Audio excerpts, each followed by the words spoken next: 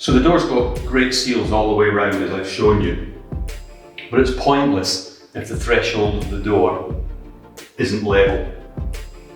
So we've got this aluminium detail here that's got the seal sitting here, Part M compliant, which means you could actually quite easily get a wheelchair or a car over this as well, no problem at all.